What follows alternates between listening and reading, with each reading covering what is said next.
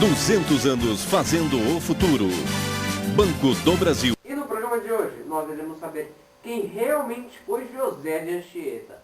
Sua infância, sua juventude, sua morte, sua religião. Nós iremos saber tudo o que ele fez aqui no Brasil. Será que foi verdade que essa Avenida Anchieta foi uma homenagem para ele? Iremos descobrir daqui a poucos segundos.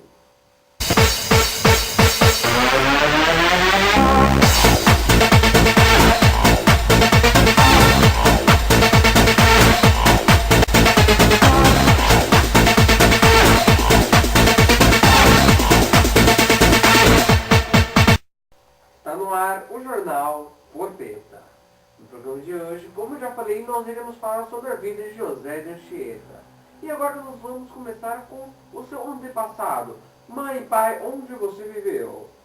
Ele nasceu na ilha de Tenerife, filho de João Lopes de Anchieta Mencia Dias de Clavijo. Descendia da nobre família basca Anchieta, que tem muito poder. Seu pai foi um revolucionário que tomou parte da revolta dos comuneros contra o imperador Carlos V, na Espanha. Sua mãe, filha de judeus novos. E para você que não sabe o que é judeus novos, nós iremos te falar. Cristãos novos ou conversos é a designação dada em Portugal, Espanha e Brasília aos judeus muçulmanos convertidos ao cristianismo. Interessante. Agora a gente vai saber um pouco mais da juventude de José de Anchieta. Anchieta viveu com a sua família até os 14 anos de idade, quando se mudou para Coimbra, em Portugal, onde foi estudar filosofia no Colégio das Artes, anexo à Universidade de Coimbra. Ingressou na Companhia de Jesus em 1551, como irmão. Após 2 anos, em 1553, ele veio para o Brasil, com 19 anos, como missionário. No comecinho de 1554, chegou a São Vicente, a primeira vila fundada no Brasil, por Martim Afonso de Souza. Lá teve o primeiro contato com os índios. Para os índios, foi médico, sacerdote, educador, cuidava do seu corpo e da alma, e, após algum tempo, Anchieta aprendeu a falar tupi-guarani, a língua dos índios. Depois escreveu a arte da gramática da língua mais falada na costa do Brasil, publicado em Coimbra em 1595. Aqui no Brasil, Anchieta também teve algumas brigas, como Theo Becker e Jonathan na Fazenda. Não faz nem efeito! De tão frangote que é! Não faz nem efeito! Olha aí, não faz efeito! Otário! Essa briga foi com o governador Geraldo Duarte daquela época. Após essas brigas, Anchieta escreveu o poema de louvor à Virgem Maria, com 5.782 versos, alguns dos quais escreveu na areia ou na praia de Peruíbe, como você achar que deve ser falado. Dizem algumas pessoas que enquanto ele ia escrevendo na areia, a água ia retrocedendo. Falei uma palavra muito difícil. A água ia, para você que é burrinho, entender, a água foi afastando, deixando espaço para ele escrever.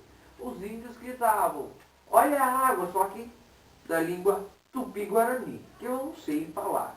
E assim que ele terminou de escrever, José de Anchieta veio calmo para a areia seca, e aí as águas despejaram, apagando tudo que ele havia escrito. Uma ótima história.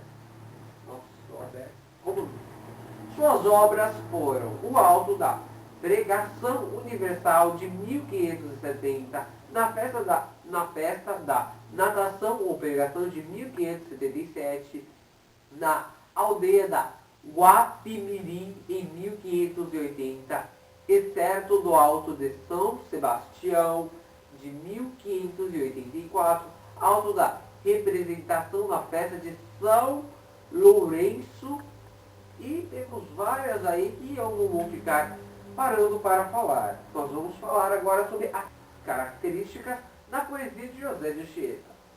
Função pedagógica, doutrina dos índios, tema religioso, expressão em redondilhas para permitir que fossem cantadas facilmente. Nós vamos falar agora sobre o estilo literário dele, uma coisa particular dele.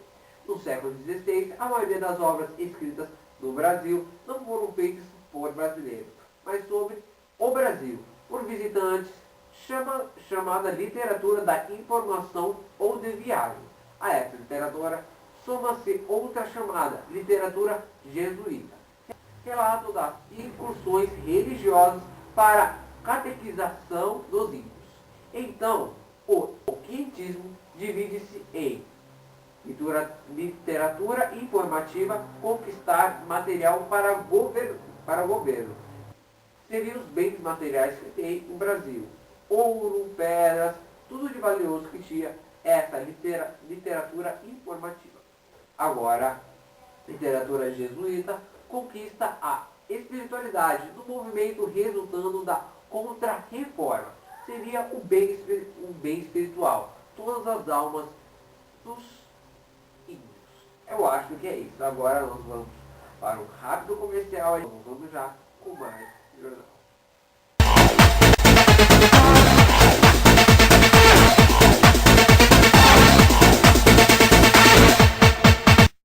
Promoção Uninada! Só que na Uninada você tem as melhores promoções dos cursos de graduação, pós-graduação, mestrado, doutorado e muito mais! Olha só! Conjunto estofado de graduação e mestrado de 5 anos e meio por apenas 2 anos e 99. Linha tecnólogo com MBA e doutorado de 4 anos e meio por apenas 1 ano e 99. Este belíssimo pós-doutorado com tampo de granito por apenas 13 e 2 semanas. E você ainda ganha esse maravilhoso curso de inglês por correspondência. É isso aí! Aqui na Uninada é assim! Quer graduar quando? Mas corra, porque só tem amanhã aqui na Uninada!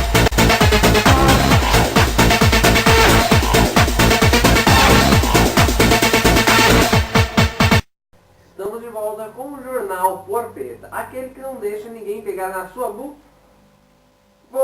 no seu ouvido e algumas partes do seu corpo. E agora nós iremos falar sobre uma obra, iremos comentar pouco, já vou avisando, sobre uma obra de José de Anchieta. O nome dela é Os Feitos de Mindesá, impressa em Coimbra em 1563. Retrata a luta dos portugueses, chefiados pelo governo geral Mindesá, para explorar os franceses da Baía de Guanabara. O primeiro poema brasileiro impresso e ao mesmo tempo a primeira obra de Anchieta publicada. Pode ser considerada o primeiro poema épico da literatura brasileira. Narra na figura de Mindesá as lutas contra os índios, os franceses, levados a cabo pelo governador.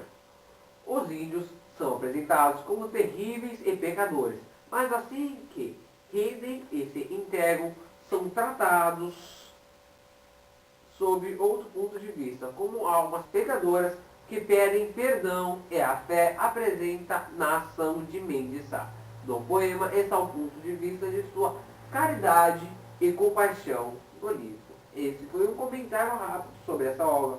Se você quer saber mais sobre isso, digite no Google e baixe o livro, que deve ser muito bom. Se você se perdeu nessa explicação sobre a vida de José de Anchieta, veja agora no Mais Educação um resumo de sua vida.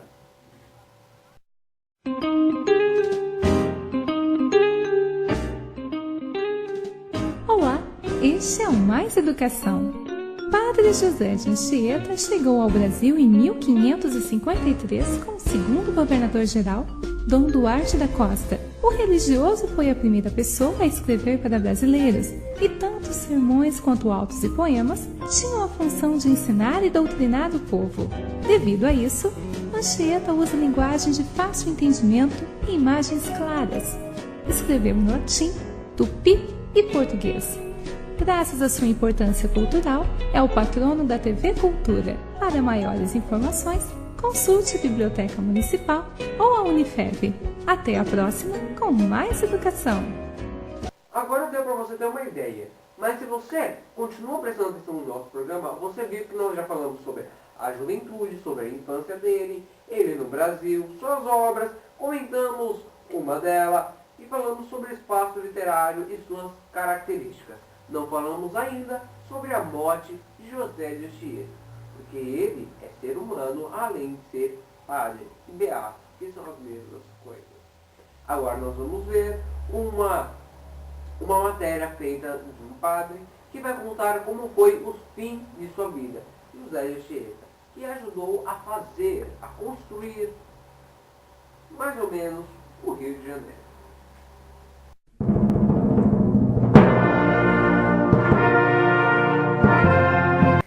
Esperamos que com esse trabalho, que com esse jornal, com essas matérias, você possa ter entendido tudo ou pelo menos metade sobre a vida de José de Anchieta. Que lembramos ainda que tivemos menos de 24 horas para fazer o jornal. Por isso não deu para comentar direito a obra de José de Anchieta. E nós vamos ficando por aqui. A gente volta no próximo seminário. Uma boa tarde.